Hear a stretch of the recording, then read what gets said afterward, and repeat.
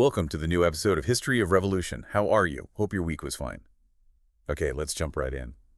Today's deep dive takes us into something really intense, often polarizing, but absolutely fundamental to understand.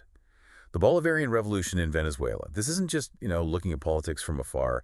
It's about a massive, real-world attempt to build something different, a socialist reality in Latin America. One that was specifically designed, really, to break away from decades of external capitalistic control. Exactly. The movement itself, started by Hugo Chavez, even takes its name from Simón Bolívar, the great 19th century liberator. So it's tying this modern fight directly back to Venezuela's original struggle for independence against, empire. Right. So our mission today is to really unpack this clearly, look at the historical roots, the revolutionary policies themselves, and importantly, all those complex factors, internal stuff, external pressures that shaped its early successes and then ultimately led to this profound crisis. Yeah, and to really get a handle on this, we absolutely need to approach Venezuela through, let's say, a consistent anti-imperialist and Marxist lens. Because Venezuela is almost a textbook case, really. It's a classic example of a nation incredibly rich in resources, but suffering deeply from those fundamental contradictions of global capitalism, especially what happens with the Petro State. The Petro State, right. You've got staggering national wealth on one side. I mean, Venezuela sits on the largest proven oil reserves anywhere in the world. But on the other hand, that wealth is extracted and organized in a way that fuels just extreme inequality, deep systemic corruption, and it makes the country constantly vulnerable. Vulnerable to imperialist pressure, mostly through economic levers, finance. So the revolution wasn't just out of the blue. Not at all. The Bolivarian Revolution wasn't some, arbitrary project. It was a massive popular response, a desperate one, really. A response to the deep wounds left by decades of really destructive neoliberal policies and the sheer indifference of a political elite that was, frankly, benefiting from the suffering of the majority. Okay, so let's dig into that pre-Chavez period, the seeds of it all. Right. Let's start with that core structural issue. Yeah. The Petro State. What does that actually mean? Well, a petrostate is essentially a nation where the government's income overwhelmingly depends on exporting oil. And this dependence, it fundamentally shapes everything else, especially the political structure. The Council on Foreign Relations points this out. Clearly, it leads to three big problems, typically. First, power gets concentrated in the hands of a very small elite. Second, you get institutions that are weak, unaccountable to the people. And third, the whole governing structure becomes incredibly susceptible to corruption, just widespread corruption. And Venezuela in the 70s was a perfect example of this. Absolutely textbook. Back then, globally, Venezuela was seen as one of the wealthiest nations, a top oil exporter. But, sources like J.L. McCoy detail this well, this incredible national wealth. It didn't translate into prosperity for most Venezuelans, not at all. Most people lived in poverty. Meanwhile, the ruling class, swimming in oil money, they just systematically ignored basic needs like public housing, education, healthcare.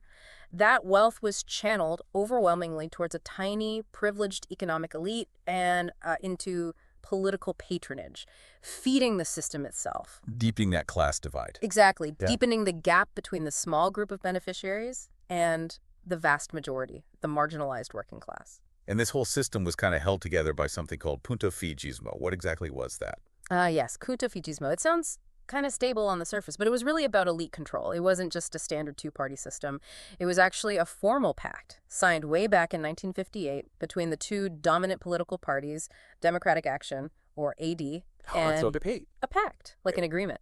Pretty much. It essentially guaranteed political stability for them by making sure that power and, crucially, state resources, state money, were systematically shared between these two groups. It didn't really matter who won the election. So it looked like democracy. Boom. But underneath, it systematically locked out any real grassroots movements. It pushed the poor further to the margins, and it created this deeply entrenched, almost oligarchic political culture, rife with corruption and totally unaccountable to the working majority. It was stability, but at the cost of real representation. Okay, so a system built on oil money and elite deals. What happens when the oil money dries up? Well, that's exactly it. The inherent vulnerability of this model, a capitalist model totally reliant on one commodity, was just brutally exposed when global oil prices crashed. This happened in the late 70s and again in the mid-80s. When that price floor just disappeared, the country plunged into deep economic trouble. Stagnation, debt, the whole package. And the elite, did they tighten their belts? Of course not. they immediately turned outwards to international institutions for the so-called solutions. And this brings us right to the core problem of neoliberalism, the structural adjustment programs. In the late 1980s, Venezuela was facing huge foreign debt, so the government, under President Carlos Andrés Pérez at the time, proposed these massive structural reforms, and guess who recommended them? Let me guess. The IMF. Bingo! The International Monetary Fund. And we need to be really clear about what these neoliberal austerity measures actually meant for ordinary working people on the ground. It wasn't just abstract economic policy. Far from it. It meant the state basically pulling back completely from its social responsibilities. It meant privatization, selling off state companies, opening the door for foreign capital to just grab national assets. It meant tax reforms designed to help the wealthy. And the real trigger point, a drastic cut to the gasoline subsidies. These subsidies were long-standing, almost symbolic. Right. Cutting fuel subsidies in an oil country. Yeah. Sounds explosive. It was. Think about the impact. Reducing that subsidy meant an immediate massive jump in transportation prices, like overnight. Wow. For the poor and working class who relied on public transport, relied on cheap fuel just to get to work, to live, this was an existential shock. A financial bomb dropped directly by their own government, basically on behalf of foreign banks and the IMF. And the response? Immediate and violent.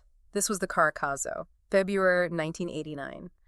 It started as protests, riots outside the capital, but it spread like wildfire to Caracas itself. It was just this raw explosion of popular anger, aimed squarely at those IMF policies and the political elite who'd signed off on them. Spontaneous uprising. Absolutely. And this is where the class conflict becomes just tragically clear. The state's response to this desperation to unarmed civilians protesting, they sent in the military, the security forces. Wikipedia notes and other sources confirm the clashes went on for about a week. Hundreds of people were killed. Some estimates go much higher, into the thousands. Killed by their own government. Mostly, yes. Mostly at the hands of the security forces. The state showed its true colors. It demonstrated without any doubt that it would protect the neoliberal order, protect the interests of the elite, even if that meant slaughtering its own citizens. That must have shattered any remaining faith in the system. Completely. That violence, that suppression, it cemented the opposition of the masses. It proved to everyone that the system, the protofijismo, was broken, corrupt, and violent. It had totally failed them. And this is the context for Chavez emerging. Exactly. It was that deep trauma, that social and political breakdown, that justifiable, burning anti-establishment anger. That's what propelled Hugo Chavez onto the national stage. His failed coup attempt in 1992, militarily, it failed, obviously, but politically, it acted as a catalyst. By publicly challenging that corrupt regime, by tapping directly into that widespread rage over the Caracazo, over the IMF austerity, J.L. McCoy and others point this out, he became the symbol of resistance against the old order. Promising change.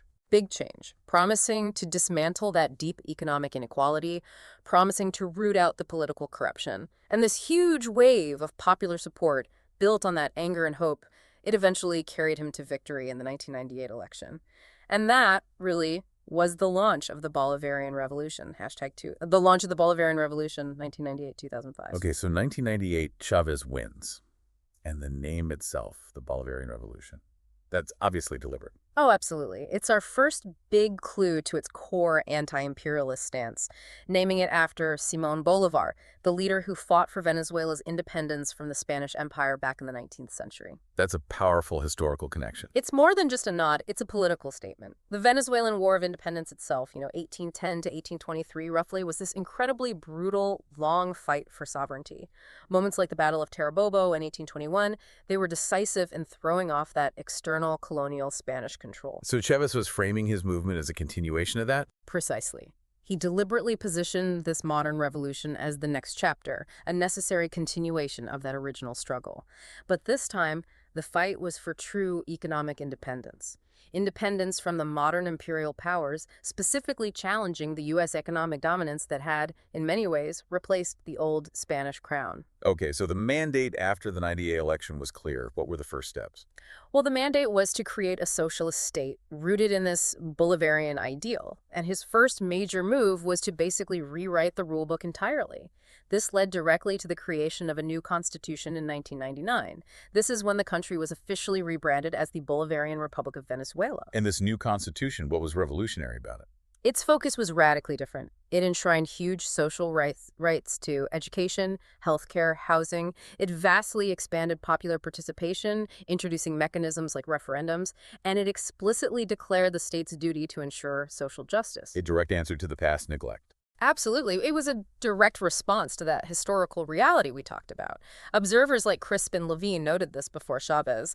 The poor majority felt they had never been represented. Meanwhile, the elite got massive investment deals, huge incentives. The working class, they got basically nothing except, maybe, hope.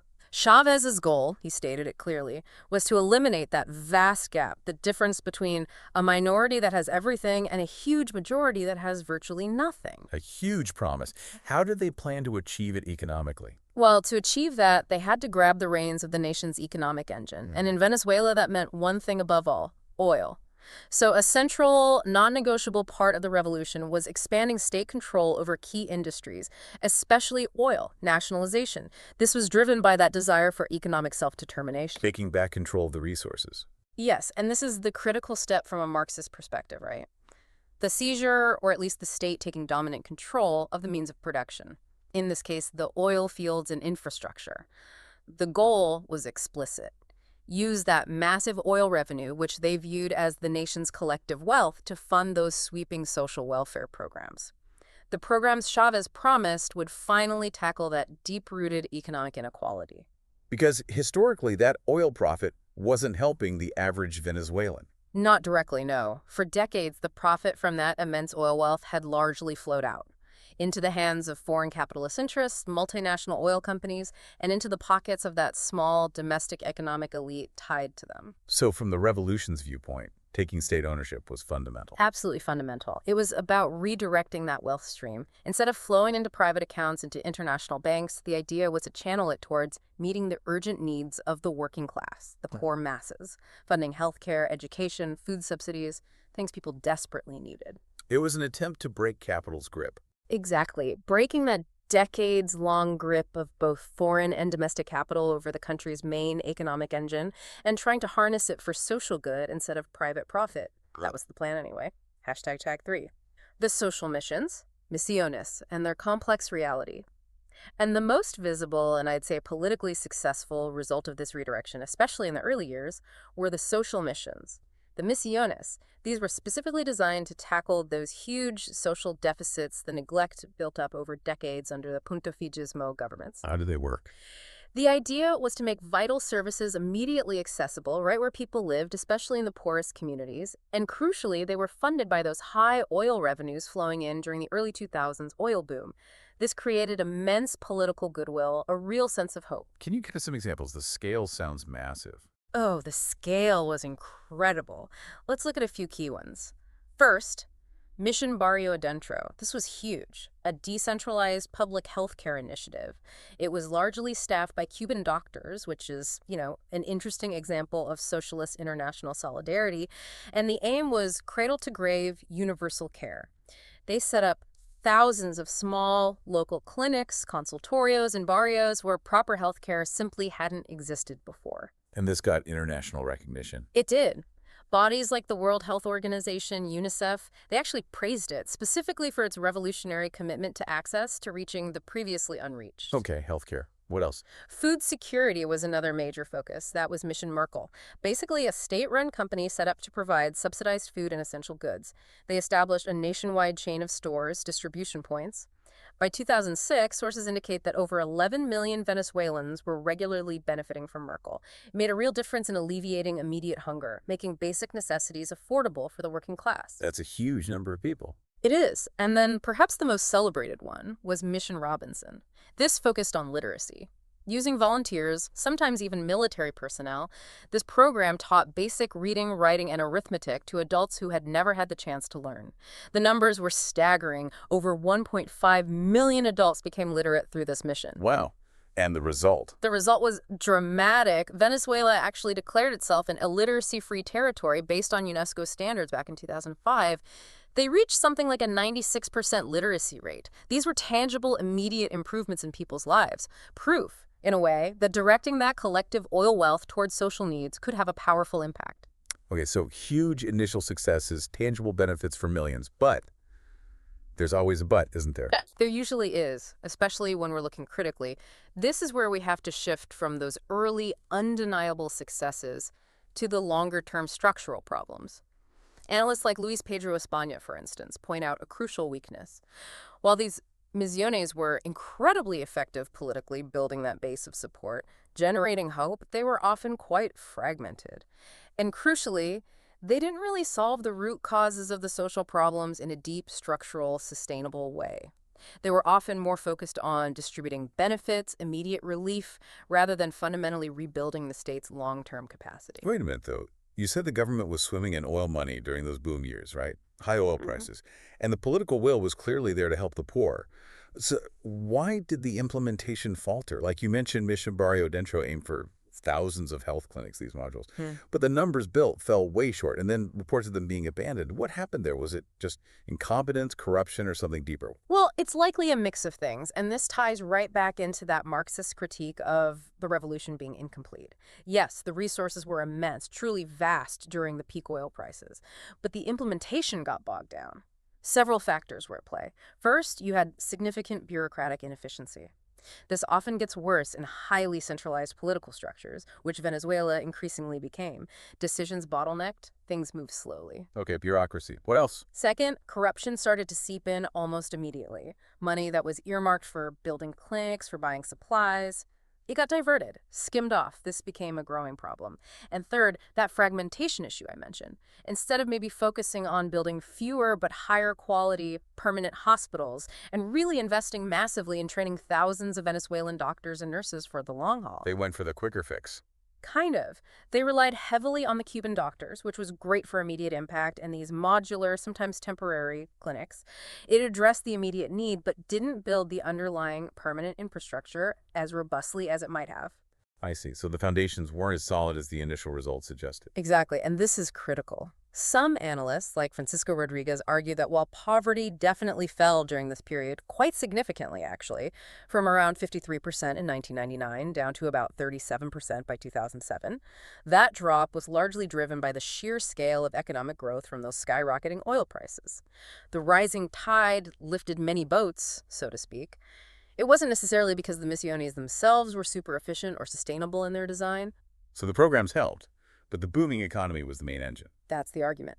The misiones, by focusing on these immediate, often segmented fixes like literacy or basic clinics rather than deeper structural reforms. España uses the example of not sufficiently increasing capacity in middle schools, a key bottleneck. This approach left the whole social system vulnerable. Vulnerable how? Vulnerable to inefficiency and critically vulnerable to that creeping corruption, which over time started to undermine the very socialist goals these missions were supposed to achieve. That's a crucial point. It suggests that just redistributing resource wealth isn't enough if you don't fundamentally transform the productive base and the state structures themselves. Precisely. It highlights the danger of relying solely on commodity booms without deep structural change. By the way, if you liked and interested so far, please don't forget to like, subscribe, and comment. It's really important for us to continue this series. And actually, on that point, hey, listener, do you have any other idea or question about this?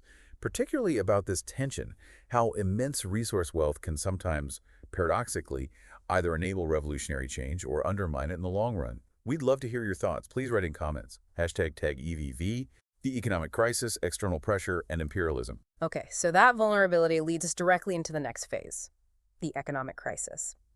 And here we have to talk about what many see as the fatal flaw of the revolution, which was fundamentally the economic mismanagement and the failure to actually decouple Venezuela from those deep systemic contradictions of global capitalism. That reliance on oil, it remained absolute. And when the oil money started to dry up, all the revolution's vulnerabilities were just laid bare, catastrophically so. How did the mismanagement manifest itself? They had all that oil revenue coming in during the boom. They did. But here's a pivotal mistake, identified by the Council on Foreign Relations, industry experts, pretty much everyone who looked closely. During those peak boom years, roughly 1999 to 2008, the regime failed to reinvest adequately back into the oil industry itself. The infrastructure, the wells, the pipelines, the refineries, it became old. It started decaying. The technology wasn't updated. Money that absolutely should have gone into maintaining and modernizing the goose that laid the golden eggs. Where did it go instead? It was diverted almost entirely into that massive social spending we discussed, which was popular but also increasingly into opaque political channels, patronage, subsidies, and, as we'll see, corruption. And this neglect of the core industry was made worse by political decisions. Profoundly worse. There was a key moment in 2003 after a big strike by opposition elements within the state oil company, PDVSA.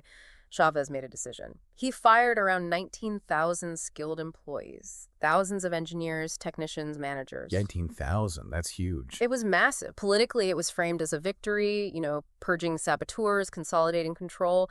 But from an industrial standpoint, it was an absolute disaster. Why specifically? Because PDVSA wasn't just any oil company. It manages some of the most complex oil reserves in the world, very heavy acidic crude oil that requires highly specialized knowledge, specific technologies, decades of institutional experience to extract, manage, and refine properly. So firing the experienced staff. It gutted the company's technical brain. Decades of know-how walked out the door. They were replaced by people loyal to the regime, but often lacking the deep expertise. So the company's actual ability to produce oil efficiently, safely, it began this slow, grinding, irreversible decline. And then came the more aggressive nationalizations. Yes, that decline accelerated sharply with moves made around 2007. Chavez demanded that PDVSA take majority control over all oil projects in the country, including those run with foreign partners.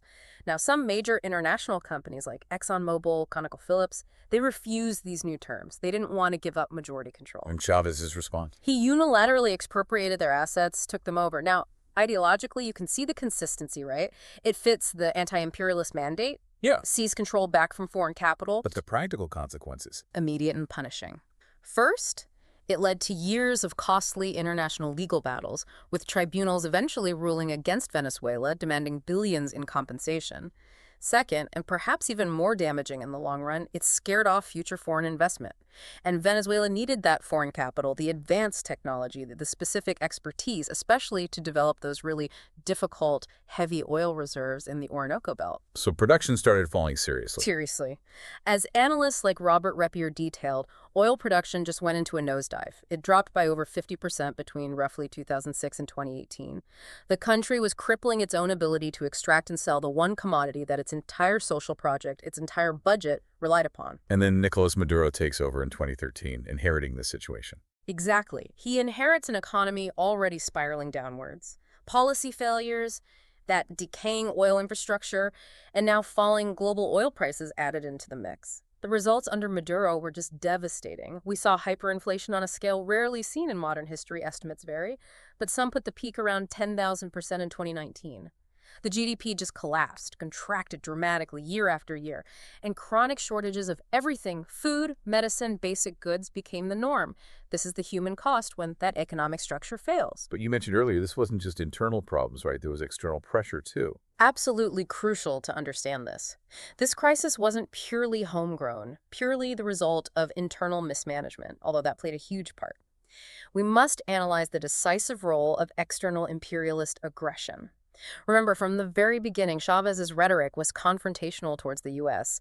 His talk about challenging North American rule, about Latin American liberation from the Monroe Doctrine. Colmenares documented this. This revolutionary government challenging U.S. hegemony in its backyard, it was never going to be just left alone to succeed or fail on its own terms. So the hostility ramped up. Dramatically, especially under Maduro. It moved beyond just political rhetoric and covert destabilization efforts into outright economic warfare. Washington started imposing truly sweeping sanctions. The most damaging ones directly targeted PDVSA, blocking Venezuelan oil imports into the U.S., its primary market, and freezing Venezuelan government assets held abroad. Billions of dollars. And the impacts of those sanctions. Devastating. We need to be clear about how these things work. Sanctions aren't just a slap on the wrist for the regime. They deliberately target the entire economy. They cut off the revenue needed to pay for essential imports. Food, medicine, spare parts, things the civilian population desperately needs. So the sanctions directly worsen the humanitarian situation. Without a doubt. They severely amplified the existing economic crisis caused by mismanagement and falling oil prices. It became a vicious cycle. And the external threat wasn't just economic. The Stimson Center reported that U.S. administrations openly discussed more aggressive options: military action, airstrikes, overt efforts at regime change. This wasn't just paranoia from Caracas. The threat was real. And this external pressure, how does it play politically inside Venezuela?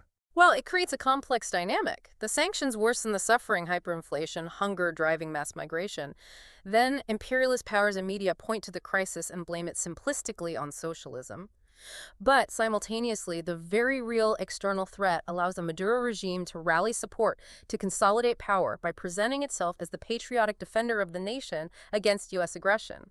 It becomes a shield against internal criticism, too. So connecting the dots is essential here. Absolutely. The economic catastrophe, the hyperinflation, the shortages, the migration crisis, it wasn't caused by just one thing. It was a toxic brew.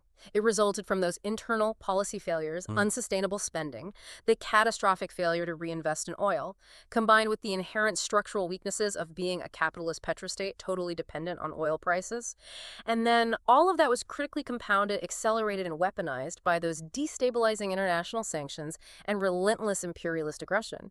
You can't understand the crisis without seeing all those pieces together. Hashtag TACVV. Corruption and the unfinished revolution. Okay, so we have economic mismanagement, dependence, external aggression. But there's another major factor often cited: corruption. Chavez came to power promising to eliminate it, right? He did. That was a core part of his original appeal in 1998, railing against the corruption of the Puntifiscismo era. But ironically, the very centralization of power that the revolution undertook arguably deemed necessary to push through its agenda and control the state. That same centralization created massive new opportunities for corruption, this time within the revolutionary state apparatus itself. Venezuela consistently scores terribly on international measures like Transparency International's Corruption Perceptions Index. That points to deep structural corruption, not just a few bad apples. And this involved high levels. Very high levels, according to numerous allegations and investigations. Under both Chavez and Maduro, the regime has faced incredibly serious accusations. We have to mention the Cartel of the Suns, the Cartel de los Soles. What is that exactly? It's not a formal cartel like in Mexico, but it's the term used to describe networks, alleged networks, of high-ranking military officials and government figures involved in large-scale international drug trafficking. The name apparently comes from the star insignia generals wear. Military officials involved in drug trafficking. That's the allegation, and it's widespread. It illustrates a devastating betrayal.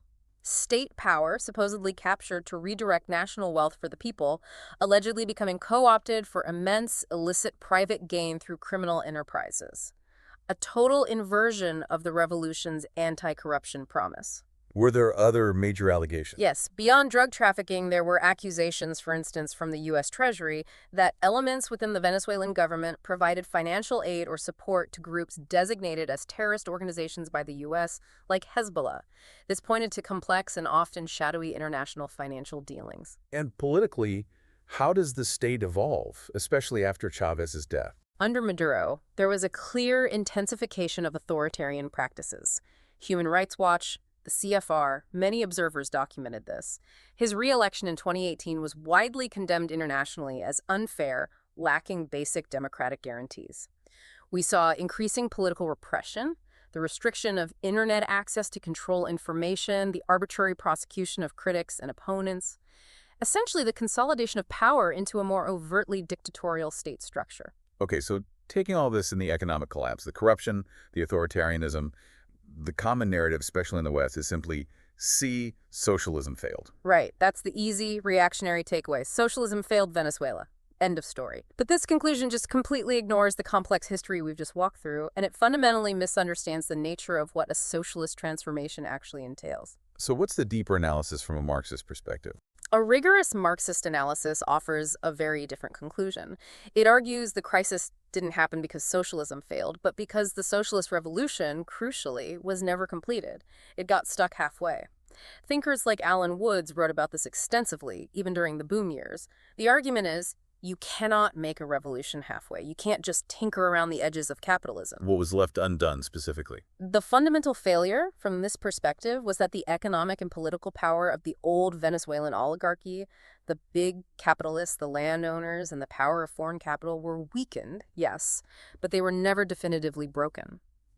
Despite nationalizing oil, the state never fully carried out the necessary next steps for a genuine socialist transformation. What would that involve? Things like the comprehensive expropriation of the major banks, the big agricultural estates, the key strategic industries, and crucially, placing these assets under genuine democratic workers' control and management. Not just top-down state control, which can become bureaucratic and corrupt, but actual management by the workers themselves. And because this didn't happen, because the bourgeoisie, the capitalist class, still retains significant control over key levers of the economy, finance, distribution networks, imports, large parts of industry and agriculture, the state remained vulnerable. Vulnerable in what ways? Vulnerable to economic sabotage, vulnerable to capital flight, vulnerable, as we saw, to relying far too heavily on those volatile oil prices. Vulnerable because it lacked the diversified industrial base and the technical expertise it shed. And fatally, that incomplete transformation meant the state itself, this highly centralized political machine, became susceptible to the very corruption and bureaucratic mismanagement it was supposed to overcome. It wasn't truly a worker state, it became something else. Leading to the humanitarian crisis. Exactly. The end result was this devastating humanitarian crisis. The hyperinflation, the shortages, the collapse of public services, which then spurred that massive refugee exodus, millions fleeing the country. So, the failure wasn't inherent in the idea of socialism, but in the failure to carry through the revolutionary transformation completely, leaving the project vulnerable to both internal contradictions, like corruption, and those intense external imperialist attacks and sanctions we discussed. It got caught in a deadly trap. #outro. Okay, so as we wrap up this deep dive, the overall picture, the trajectory of the Bolivarian Revolution seems clearer, if incredibly complex and tragic.